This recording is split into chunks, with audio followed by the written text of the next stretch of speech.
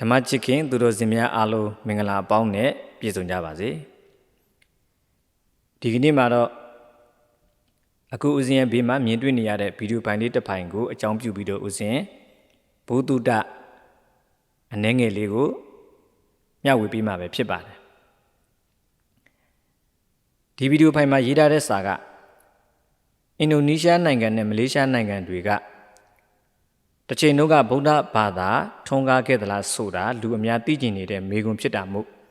နားလည်အောင်ကျွန်တော်အသေးစိတ်ဖော်ပြထားပါတယ်လွန်ခဲ့တဲ့တပတ်ကျော်10ရက်လောက်ကဒီဗီဒီယိုဖိုင်လေးကိုဦးဇင်းဒါတွေ့လိုက်တယ်ပေါ့ဒီစာကိုဖတ်မိလိုက်တာနဲ့သူ့ရဲ့ဗီဒီယိုကိုဦးဇင်းကဆုံးအောင်ကြည့်လိုက်မိပါတယ်ဗီဒီယိုဖိုင်ကသိပ်မရှိပါဘူး10မိနစ်ဝန်းကျင်လောက်ပဲရှိပါတယ်အဲ့တော့ဒီဗီဒီယိုဖိုင်မှာဒီတကားလေးဘာတွေပြောထားလဲဆိုတာကိုဦးဇင်းတို့အားလုံးသောဓမ္မချစ်ခင်သူတော်စင်များသိချလေးနားထောင်ကြည့်အောင်ကျွန်တော်တို့ကိုဂျင်းထည့်ထားတဲ့သူတွေပေါ့ကွာကျွန်တော်တို့ဒါသူတို့အချင်းချင်းကိုဂျင်းထည့်ထားလို့ပေါ့နော်ဟိုကဓမ္မစကူတာတော့ဓမ္မစကူတာတော့ဆိုတော့သူကဘာပြောထားလဲဆိုတော့အင်ဒိုနီးရှားမှာတဲ့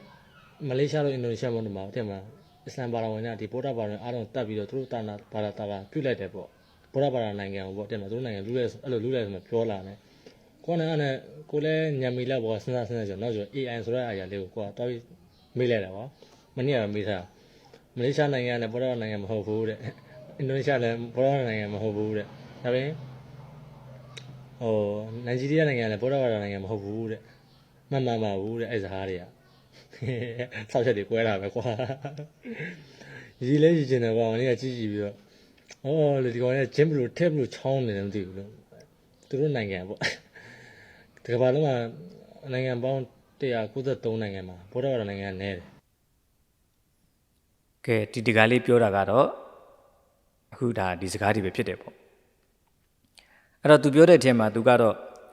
ဒါအင်ဒိုနီးရှားမလေးရှားနိုင်ငံတွေဟာဒါဗုဒ္ဓဘာသာတစ်ချိန်တော့ဗုဒ္ဓဘာသာဒါကိုးကွယ်ခဲ့ဗုဒ္ဓဘာသာထွန်းကားခဲ့တယ်ဆိုတာကိုဒါသူကမယုံလို့ဖြစ်မှာပေါ့နော် AI ကိုတွားပြီးတော့မေးကြည့်တော့ AI ကဘာပြောလဲဆိုတော့တဲ့မဟုတ်ပါဘူးတဲ့ဒီလိုပြောတယ်ပေါ့အဲ့တော့ AI ကိုမေးတယ်လို့တော့သူကပြောတယ်တိုးတော်လည်းပဲဘယ်လိုမေးလဲဆိုတာကိုဦးဇင်းတို့ဒါ AI ကိုမေးထားတဲ့ဟာကိုချပြီးတော့မပြဘူးပေါ့နော်ဒါချပြခြင်းမရှိဘူးပေါ့အဲ့တော့သူပြောချင်တာပြောသူပြောတဲ့အကြောင်းအရာကိုဒါဦးဇင်းတို့ပြောသွားတာလည်းနည်းနည်းရှုပ်ထွေးလေးဖြစ်နေတယ်ပေါ့နော်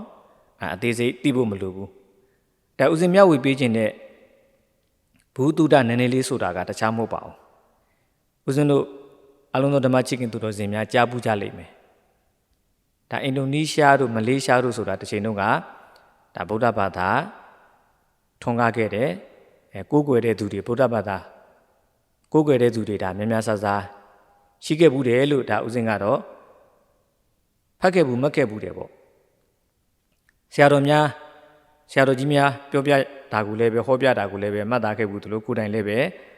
ဒါဖတ်ခဲ့ဘူးမှတ်ခဲ့ဘူးတယ်ဦးဇင်းဒီအကြောင်းအရာနဲ့ပတ်သက်ပြီးတော့တေချာခိုင်လုံအောင်ဆိုပြီးတော့စာအုပ်တော့ပြန်ပြီးတော့ရှာကြည့်သေးတယ်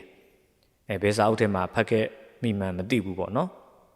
တိုးတော်လည်းပဲအင်ဒိုနီးရှားမလေးရှားနိုင်ငံတွေဟာတစ်ချိန်လုံးကဒါဗုဒ္ဓဘာသာထွန်းကားခဲ့တယ်ဆိုတာကိုဦးဇင်းကတော့ဒီလိုသိထားခဲ့တယ်ပေါ့မှတ်ခဲ့ဘူးတယ်ပေါ့အဲ့တော့သူကတော့ AI သွားမေးတယ်တဲ့မဟုတ်ပါဘူးပေါ့ AI ပြောတယ်ပေါ့ဘယ် AI မေးလဲတော့မသိဘူးပေါ့နော်အဲ့တော့ AI ကိုမေးတယ်ဆိုတဲ့ဒါ AI နဲ့သူအမေးပြေလှုပ်ထားတာကိုလည်းပဲချပြခြင်းတော့မရှိဘူးပေါ့ဒါဦးဇင်းကတော့သူ့လိုပဲဒါဦးဇင်းတို့ဓမ္မချစ်ခင်သူတော်စင်များပို့ပြီးတော့စိတ်ဝင်စားရှိဖို့အတွက် AI ကိုဦးဇင်းမေးကြည့်ပေးပါမယ်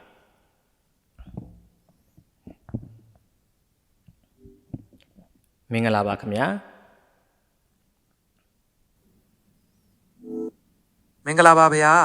ဖုံဖုံပြန်လဲကြွားရောက်လာတာကိုဝမ်းမြောက်ကြိုဆိုပါတယ်ဖေ။ဘာเจ้าရံများဆွေးနွေးချင်ပါတယ်လေဖေ။ဘာသာရေးတမိုင်းကြောင်းလေးနဲ့ပတ်သက်ပြီးတော့အနည်းငယ်ဘုဒ္ဓတရဖို့အတွက်မေးချင်ပါတယ်။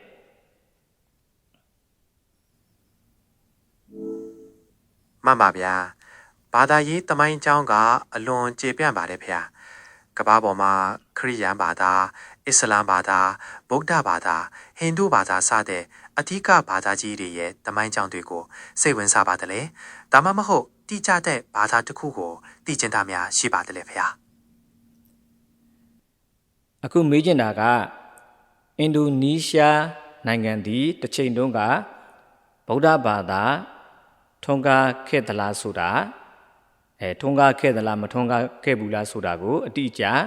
အသေးစိတ်လေးသိချင်ပါတယ်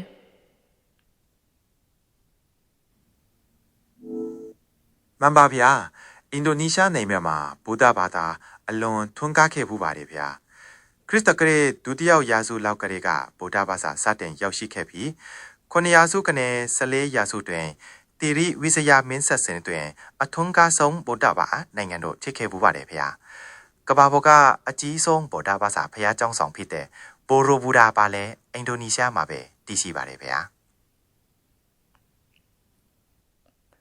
နောက်ထပ်သိချင်တာကမလေးရှားနိုင်ငံကရောတစ်ချိန်တုန်းကဗုဒ္ဓဘာသာထွန်းကားခဲ့သလားမထွန်းကားခဲ့သလားဆိုတာကိုလည်းပဲဒါအသေးစိတ်လေးသိချင်ပါတယ်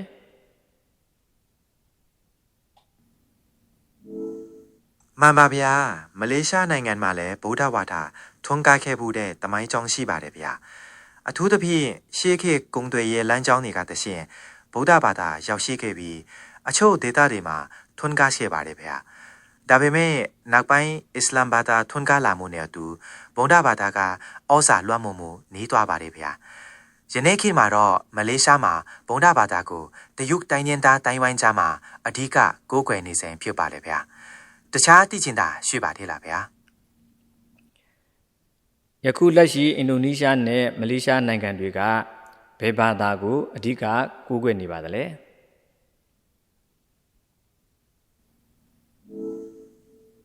မှန်ပါဗျာ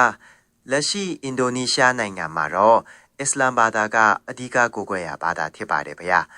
မလေးရှားနိုင်ငံမှာလည်းအစ္စလာမ်ဘာသာကနိုင်ငံတော်ဘာသာဖြစ်ပြီးဗုဒ္ဓဘာသာနဲ့တခြားဘာသာဝင်တွေလည်းရှိပါတယ်ဗျာဘာသာရေးတလေးထွန်းတန်းတွေအကြောင်းထပ်မံသိချင်တာရှိပါသလားဗျာ သိချင်တာကတော့ဒီလောက်ပါပဲ တင်ပါဗျာဖုံဖုံဘဝတုတရစေဖို့တပည့်တော်ဖြည့်ဆည်းပေးနိုင်ခဲ့တာဝမ်းမြောက်မိပါတယ်ဗျာ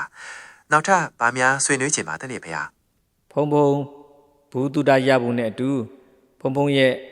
ဓမ္မချစ်ခင်သူတော်စင်များလည်းပဲဘူးတုတရဖို့အတွက် AI ကိုမေးရခြင်းဖြစ်ပါတယ် AI ကိုအထူးပဲကျေးဇူးတင်ပါတယ် မှန်ပါဗျာတပည့်တော်အထူးဝမ်းမြောက်ဝမ်းသာကြည်နူးမိပါတယ်ဗျာဓမ္မချစ်ခင်သူတော်စင်များအတွက်ပါဘဟုတုတရှာမိရာမှာတစ်ဖက်တစ်လမ်းကကူညီခွင့်ရခဲ့တဲ့အတွက်ကျေးဇူးတင်ပါတယ်ဗျာနောက်လဲမေးမြန်းစေရများရှိပါကအချိန်မရွေးမေးမြန်းနိုင်ပါတယ်ဗျာ တာဒုတာဒုတာဒု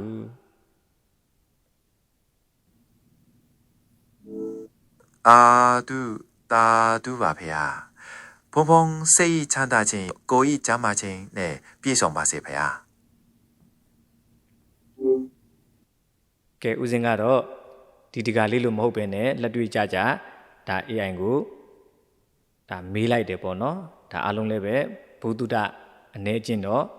ရရှိကြမှာဖြစ်ပါတယ်အဲ့တော့ဦးစင်ရဲ့ဗီဒီယိုဖိုင်မှာဒါ AI ကိုအသုံးပြုပြီးတော့ဒါကစိတ်ဝင်စားဖို့အတွက်အထောက်အကူပြုတဲ့အနေနဲ့ပေါ့ဒါ AI ကိုအသုံးပြုခြင်းဖြစ်ပါတယ်ဦးစင်းကိုယ်တိုင်ဒါပြောလိုက်လို့ရတယ်တိုးတော်လည်းပဲသူကဒါ AI ကိုမေးတယ်အင်ဒိုနီးရှားနဲ့မလေးရှားကဒါဗုဒ္ဓဘာသာမဖြစ်ခဲ့ဘူးမဟုတ်ဘူးလို့ဒါ AI ကပြောတယ်ပေါ့တိုးတော်လည်းပဲသူကချပြခြင်းတော့မရှိဘူးပေါ့ဦးစင်းကတော့လက်တွေဒါချပြပေးတယ်ပေါ့အဲ့တော့ AI နဲ့ပတ်သက်ပြီးတော့ဦးစင်းကိုပြောဆိုထားတာလေးတွေရှိတယ်ပေါ့အဲ့ဒါကိုနောက်ဗီဒီယိုဖိုင်တစ်ဖိုင်မှာဦးစင်းရှင်းပြပြောပြပါမယ်ဒီမှာဗာရေးထားလဲဆိုတော့ဘုန်းကြီးတစ်ပါးလုံနေပြီတဲ့ AI ကိုအဟုတ်ကြီးမှတ်တာတော့တဲ့ပညာနဲတယ်လို့ပဲယူဆရမှာပဲတဲ့တပည့်တော်လူတော်မှာတဲ့ဒီ AI ကိုဘာအထင်မှကြီးစရာမလိုဘူးတဲ့လူတစ်ယောက်ရဲ့အသိပညာလောက်ဘယ်အရာကမှမရှင်းနိုင်ဘူးတဲ့အဲ့တော့ဒီ comment နဲ့ပတ်သက်ပြီးတော့လည်းပဲဥစဉ်ဒါ AI အကြောင်းအရာနဲ့ပတ်သက်ပြီးတော့အစုံလင်ပေါ့ဒါလေးကိုဗီဒီယိုဖိုင်တစ်ဖိုင်ပြုလုပ်ပြီးတော့ဘုသူတာမျှဝေပေးဦးမှာဖြစ်ပါတယ်ဒီကနေ့တော့ဒီလောက်ပါပဲအားလုံးသောဥစဉ်ရဲ့ဓမ္မချစ်ခင်သူတော်စင်များကိုစိတ်နှပြကျမ်းမာချမ်းသာအသက်ရှိကြစွာနဲ့သာသနာအကျိုးကိုလည်းပဲ